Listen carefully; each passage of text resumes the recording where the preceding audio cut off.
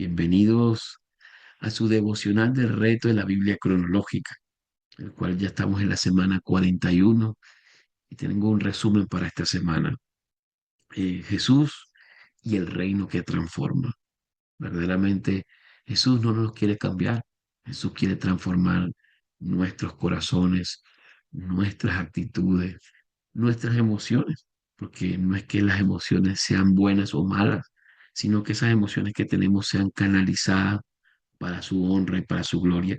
Y esta semana, en el día uno de los devocionales del reto de la Biblia cronológica de la semana 41, vemos el reino que sana y libera. Desde el inicio de su ministerio, Jesús manifestó el poder del reino de Dios, no solo en palabras, sino en hechos concretos. Enseñaba con autoridad en la sinagoga, sanaba enfermos, expulsaba demonios y restauraba la dignidad de los marginados.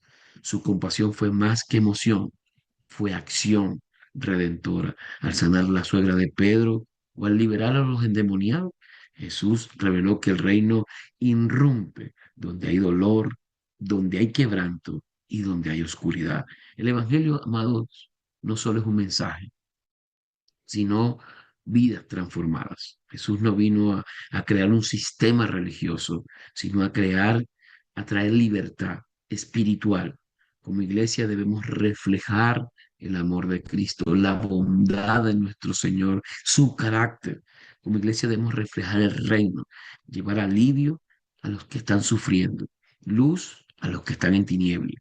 El verdadero ministerio no busca multitudes, sino restaurar vidas, porque no es que las personas tienen un alma, no, yo soy un alma, usted es un alma, y ayudamos a restaurar las almas que Cristo trae a nuestras vidas. En el día 2 vimos el poder del Hijo y la fe que responde.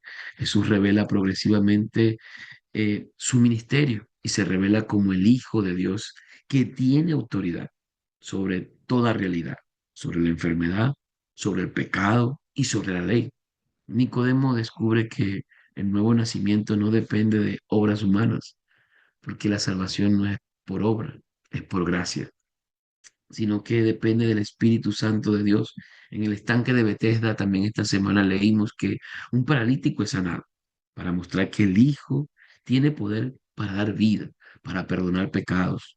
Amén. En cada sanidad del leproso, del paralítico, de los enfermos, Jesús muestra que el reino de Dios no discrimina, alcanza tanto al impuro como al pecador.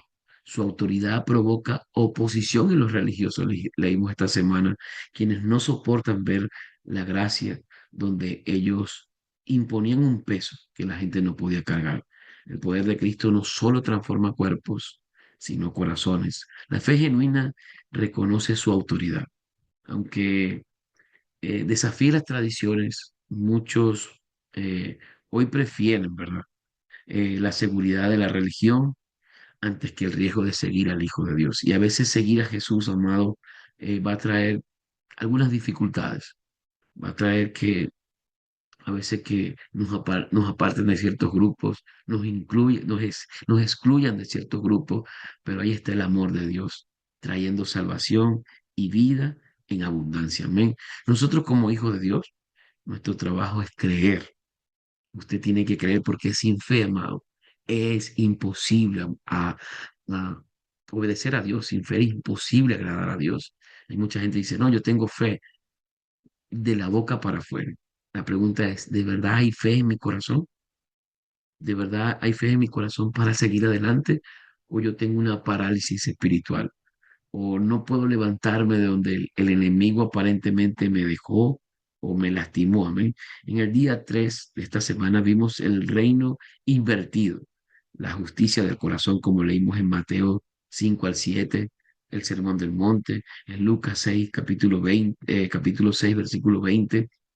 En el Sermón del Monte, Jesús redefine la verdadera justicia. La justicia del reino no se trata de apariencias, sino de una transformación interna. Por eso le digo que Jesús no quiere cambiarte, no quiere que tú seas, no quiere quitarte tu esencia, sino transformarnos de tal manera que con tu esencia, con lo que tú eres, con lo que yo soy, podamos ser de bendición a otros. Bienaventurados no son los poderosos, sino los pobres de espíritu. No son los vencedores, sino los misericordiosos. Amén. Jesús eleva la ley al nivel del corazón. No, la palabra dice que en Cristo somos más que vencedores. O sea, que yo venzo cuando estoy en Cristo. Cuando estoy solo, sin Cristo, mi vida puede ser un fracaso. Amén. El reino de Dios no se conquista por obras externas, sino por dependencia del Padre.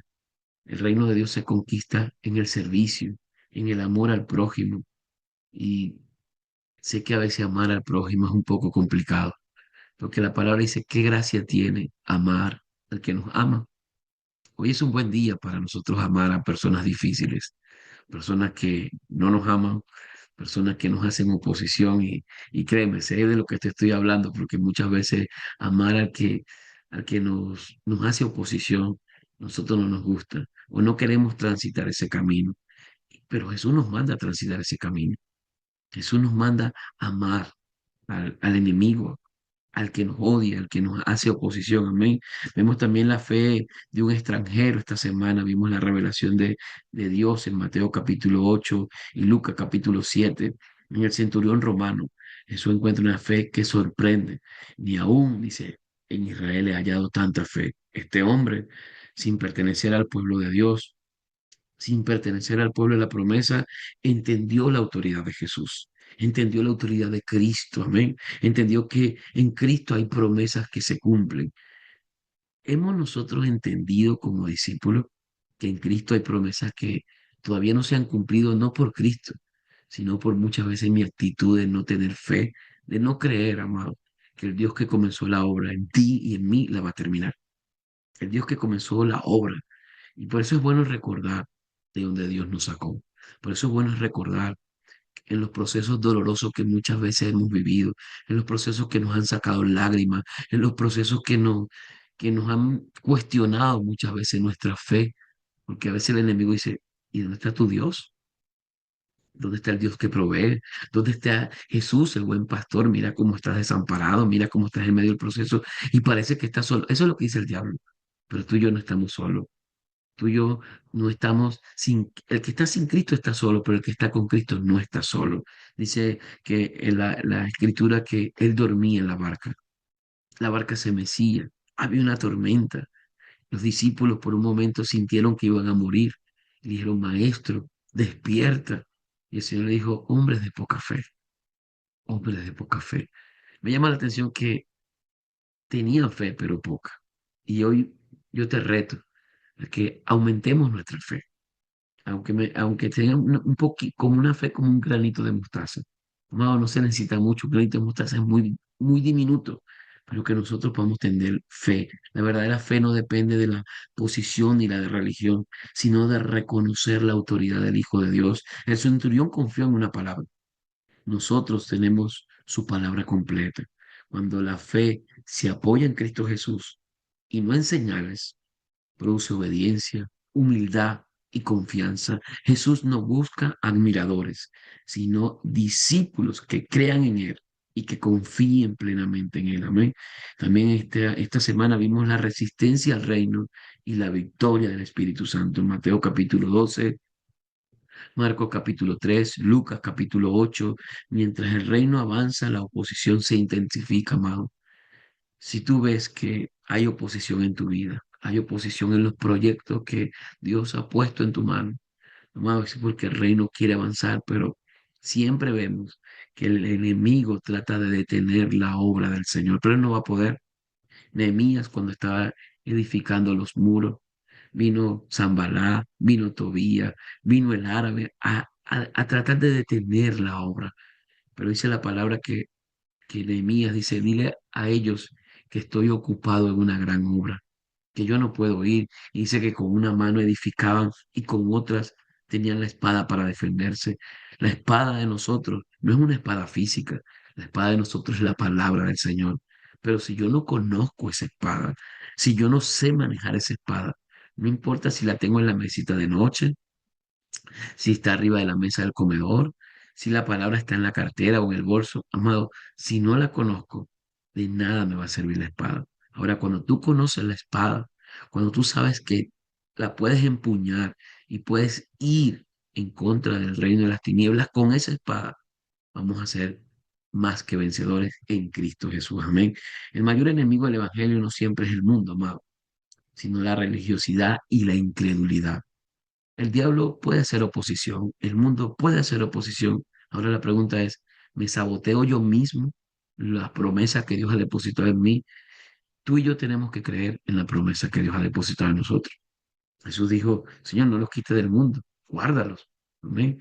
A veces estamos pidiendo paz, estamos pidiendo que Dios nos saque del problema, pero a veces en medio del problema es que aprendemos a confiar.